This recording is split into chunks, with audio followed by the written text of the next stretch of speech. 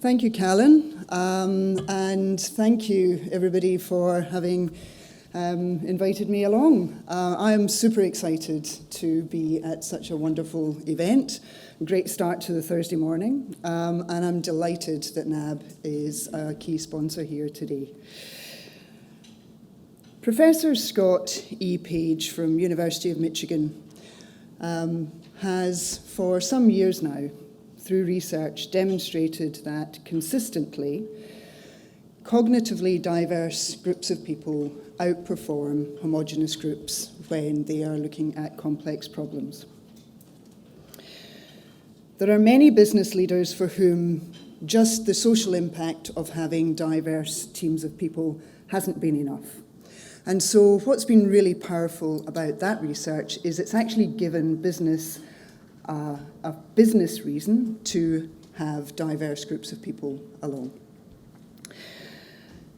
NAB, like many organisations today, has a diversity and inclusion strategy, and in that we've committed to ensure an inclusive, accessible, barrier-free workplace that enables people with disabilities to succeed.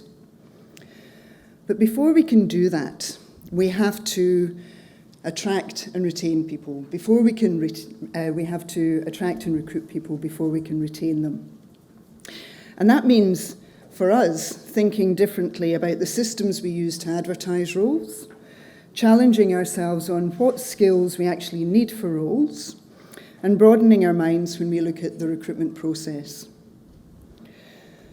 For many people, neurodiverse people included, the standard corporate attract and recruit processes don't work.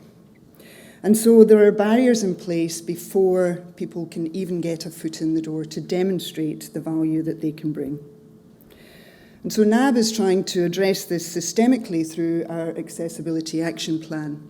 And we have a number of commitments that we have gone public with around driving greater recruitment opportunities, and then once people are actually in NAB and we can help with our employee resource group NABility to provide them with better career opportunities and not just have them brought in and stuck in a corner.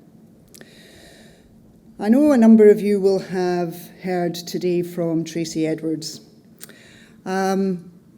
She has been an absolute driving force, and while as an organisation we are trying systemically to make a change, unfortunately a lot of the time it takes time to change a system, and so we're heavily reliant upon individuals to really have that commitment and perseverance to make change.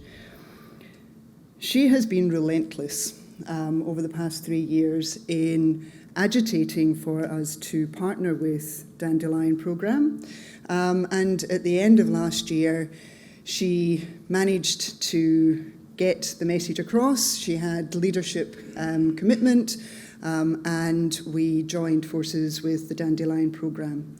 And we committed to a 3-year programme with them to have 6 participants join NAB.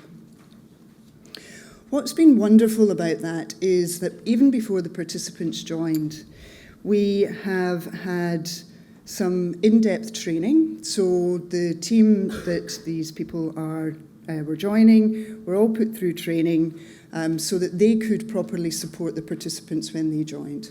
And in addition, that training was offered and taken up by other people outside of that team.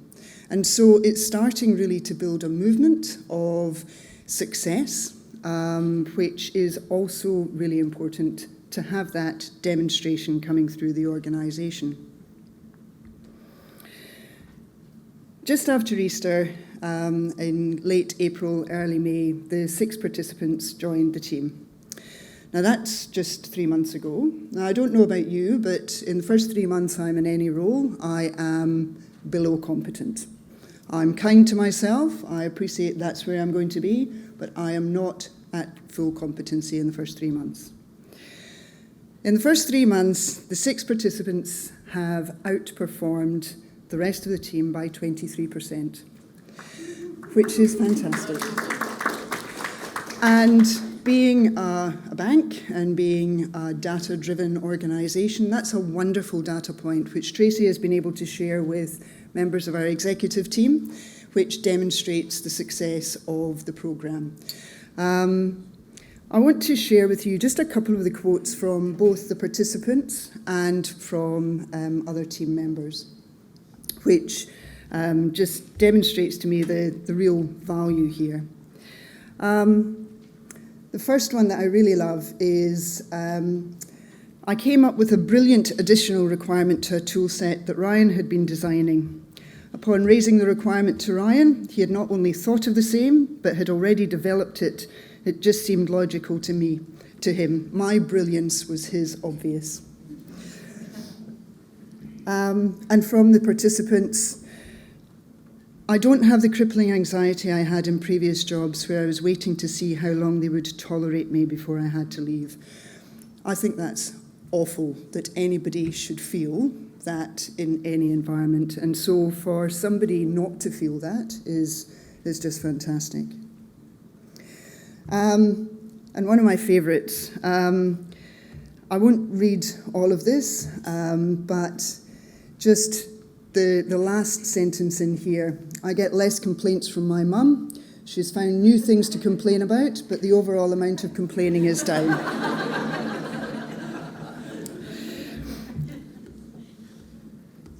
I'm going to leave you with a quote from Robert M. Hensel.